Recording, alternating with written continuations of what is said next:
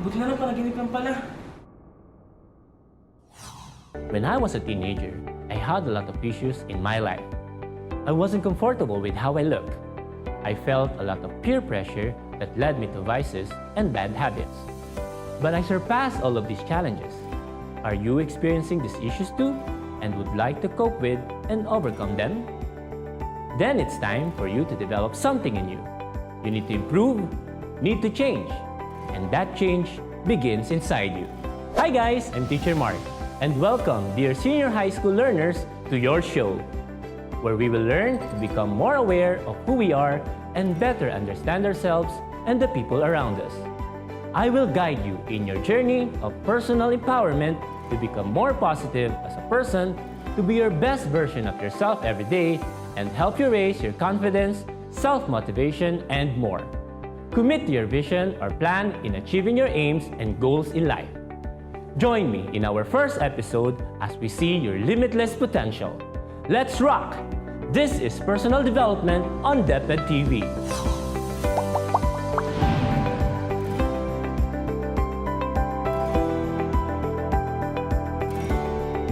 Welcome to my room. This is where I usually recall everything that happened to me the whole day.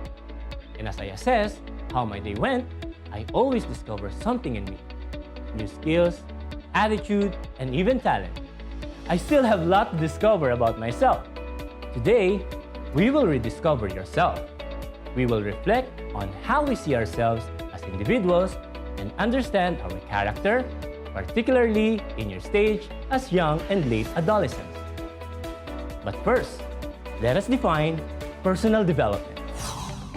Personal development or self-development is a process of discovering oneself by realizing one's potential and capabilities that are shaped over time, either by studying or formal school or through environmental factors.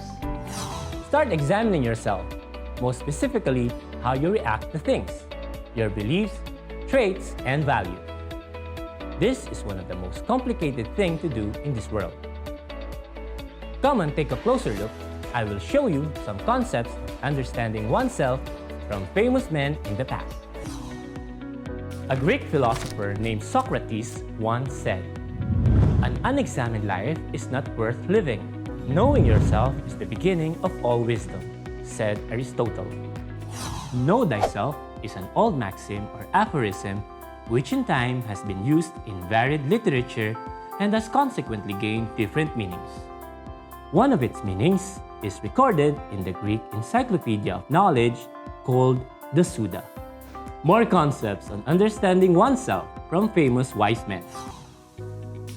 Thomas Hobbes also discussed his own views about the maxim from which he used the phrase, "read thyself," in his famous work, The Leviathan. He stressed that an individual could learn more by studying others and that he or she can do this by engaging himself or herself in the reading of books. However, Hobbes emphasized that a person learns more by studying oneself. Thus, this statement leads us to the realization that knowing oneself is the open door that leads us to knowing others better. Authors of other materials related to this idea believe that know thyself is a moral, epistemological injunction. This suggests that this philosophy is about acquiring the skills of a way of questioning or challenging the person to gain careful understanding of oneself. It is a form of self-concern. René Descartes, the father of modern philosophy, proposed his theory that a person's existence depends on his or her perception. He stated that the mind is the seat of consciousness. This means that it is in the mind that we know everything about ourselves, like our identity, passion, interest, feelings, and/or intellect. Thus, everything that we are comes from the mind. The self-concept theory is one abstract and general idea about himself, particularly toward his unique personality and his perception about his set of values, points of view, and behavior. According to Carl Rogers, a humanist psychologist, there are three different parts of self-concept. Self-image, or how you see yourself. Our self-image is a mixture of different attributes, including our physical characteristics, personality traits, and social roles. It doesn't necessarily coincide with reality. Self-esteem, or how much you value yourself. There are different factors that can influence self-esteem, including how we compare ourselves to others and how others respond to us. And the last part is ideal self, or how you wish you could be. Most of the time, the way we see ourselves and how we would like to see ourselves do not quite match up. Let's continue learning more concepts about understanding oneself. Sigmund Freud, who is a well-known psychologist, neurologist, and the creator of psychoanalysis theory and the father of psychoanalysis, proposed that there are three components of personality within us: the id, ego, and superego that certainly play a vital role of how we think of ourselves. Freud explained that man's personality is driven by the pleasure principle. This means that the nature of id is to satisfy man's desire without thinking much of the situation. This nature is being developed at a young age or present from birth. To illustrate this idea, let us take this as an example. An infant will cry if he or she wants to be fed to satisfy his or her hunger. An infant cannot exactly explain what he or she really wants. Also, infants do grab things and would want to get things on their hands, not minding if they hurt nor if they are important or not. All they want is to get them because they want them. This is the nature of id. When the id wants it, the rest are no longer important. However, this instinct is controlled by the ego and superego, aspects that are developed later in a man's life. The ego is the second component of the personality that is developed approximately at the age of 3. This operates according to reality, which makes it possible for the id to work in a more proper and satisfactory ways. The ego will give a more socially accepted means of getting the desires and wants of a person without getting to hurting others' feelings. In other words, it is the job of the ego to provide a man some guidelines on how to behave accordingly while he fulfills his pleasure. This component of our personality is manifested whenever we try to satisfy our cravings without compromising our self-image to others. Freud believed that the superego is an aspect of man that begins to manifest as a child turns 5. This is the last component of personality, which holds our moral judgments and concept of right and wrong that are believed to be acquired from the family and the environment. This personality is developed as man learns the culture of distinguishing right from wrong based on the set of guidelines and standards that are known to people, which might have been probably imposed by the people in the community like parents, teachers, elders, or the community as a whole. Therefore, the superego directs a man's life for him to avoid hurting others. Another concept on understanding oneself from an ancient philosopher from the East. According to Lao Tzu, knowing others is intelligence. Knowing yourself is true wisdom. Mastering others is strength. Mastering yourself is true power. After learning the concepts of understanding oneself, it's time for you to understand yourself. How it's like to be an adolescent. Adolescence is the period when a young individual develops from a child into an adult. There are a lot of changes that happen to an adolescent like you, and some of those are how you look, how you take your role in the community, how other people expect you in making decisions on your own, and how you perceive yourself. Although the self is one of the determinants of what we think about ourselves, it is also the result of what we think and or do. Many people believe that we are the product of our own experiences. These experiences shape our unique qualities and habits that define who we are as a person and how we differ from others. Your own qualities that make you unique are characteristics. When you do something repeatedly and regularly, it is a habit. While the skills or knowledge you have gained are called experiences because you have already done them in the past.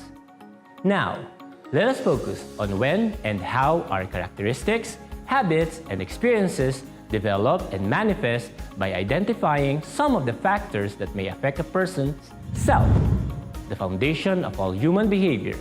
It is our sense of identity and of who we are as an individual. Walang tigil ang takbo ng utak namin. Pinipilit sagutin ng maraming tanong. Bakit niya kaya nagawa yun? Alam natin na. May kulang ba sa akin? May mali ba sa akin? Pangit ba ako? Pangit ba ang katawan ko? Kapalit-palit ba ako? No! Then why? Self-esteem, also known as self-worth, is your evaluation of your own worth. It may be positive or negative. Positive self-esteem is the valuation that is pleasing and acceptable according to your standard and that of others. While negative self-esteem is the opposite, which is feeling distraught or down and unaccepted by others. High self-esteem is when we have positive view of ourselves. This tends to lead to having confidence in our own abilities, self-acceptance, not worrying about what others would think, and being optimistic. According to Tafarodi and Swan, there are many factors to identify the level of self-esteem of an individual. Some of these are your own appearance. One of the most common self-report measures of self-esteem is the Rosenberg. This is a self-esteem scale. Indicated here is a list of statements dealing with your general feelings about yourself. Bring out your pen and paper and let's measure your self-esteem.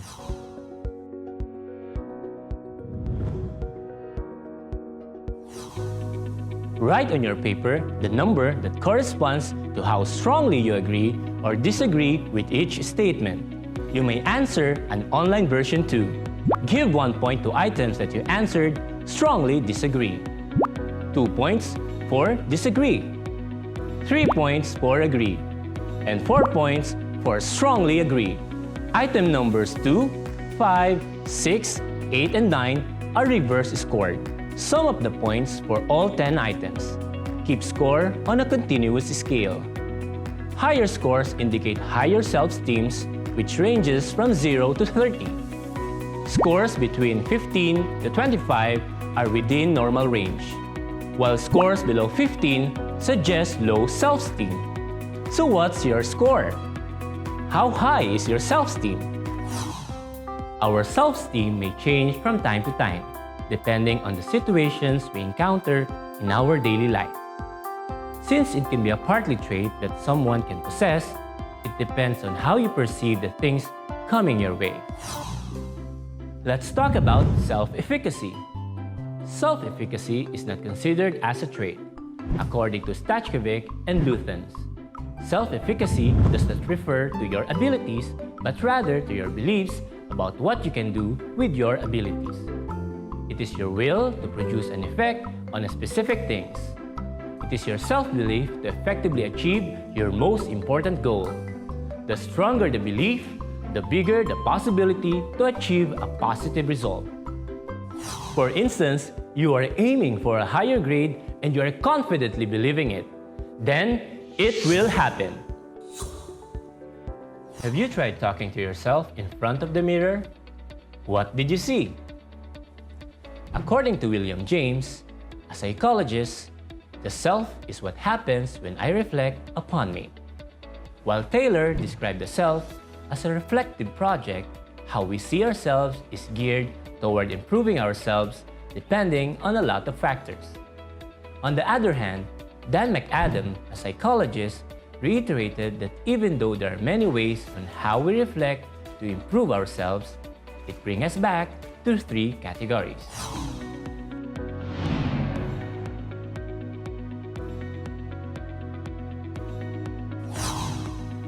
First category is self as social actor. We are portraying different roles and behaving for every type of people in front of us since we all care about what people think about us. It is practically for social acceptance. Second is self as motivated agent. People act based on their purpose. They do things based on their own dreams, desires, and planned goals for the future. This, though, is not easily identifiable since it is self-conceptualized, unless it was shared with us. Lastly is self as autobiographical author. He or she as the creator of his or her own life story. It is about how oneself is developed from his or her past up to the present and what he or she will become in the future. As an individual, you are expected to act and decide on your own. Most people tend to decide based on the intuitions and available information that could be a hindrance in making a wise decision. It can be a habit when our decision is always based on what is available or gathered data. There could be a missing link. For instance, you applied for different courses in 5 different universities, and you were able to qualify in all. Wow! Now, how will you decide? Bazerman and Moore suggested the 6 steps on how to make a rational decision. Step 1. Define the problem. In your case, select your most desired course. Step 2. Identify the criteria necessary to judge the multiple options, so you have to list things to be considered like location, facilities, prestige, etc. Step 3. Weight and rank the criteria based on its importance to you. Do you consider location or the school more than prestige? Step 4. Generate alternatives. List down all the schools that accepted you. Step 5. Rate each alternative on each criterion. Now, you must rate each school on the criteria you have identified: the location, facilities, prestige, etc. And the last step is compute the optimal decision from the options you have listed from step 1. Choose the option that has the highest rating. Once you have decided on your problem, you're good to go.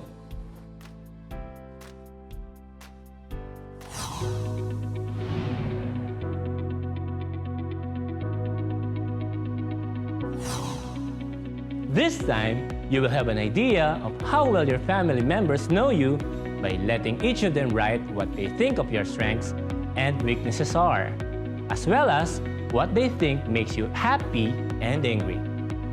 After the given time, look for the common answers and discuss the result with them and with your teacher. Now that we have learned the concepts of understanding oneself, let's have a review. An unexamined life is not worth living. This is one of the famous lines once uttered by one of the greatest philosophers of ancient Greece, Socrates. Sigmund Freud proposed that there are 3 components of personality within us: the id, ego, and superego.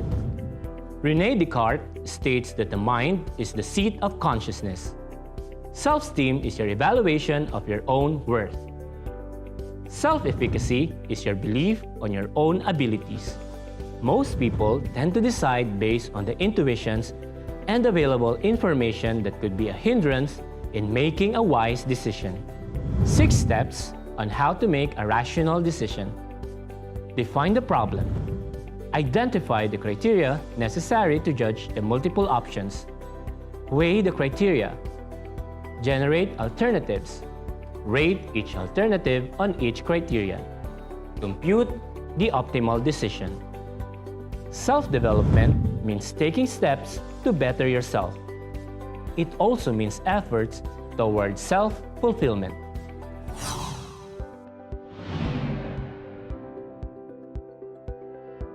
Now that you have a better grasp of yourself, you are to do our last activity, the roadmap. Recall the most important events of your life which you believe have helped you discover yourself more. Complete this roadmap. Personal development is a never-ending chance to improve not only yourself, but also to attract opportunities and affect others. This is from Jim Rohn, one of my favorite motivational speakers, a personal development legend. Before we end our first episode of personal development, I want to share this quote. The major value in life is not what you get. The major value in life is what you become. So, post a picture on your social media accounts and share your unique characteristics, habits, and experiences with your favorite quote. And put hashtag MyPDJourney and DepEd TV. This is Teacher Mark. I see greatness in you. Know your worth, make a habit of developing yourself, and be your best version every day. See you on our next episode.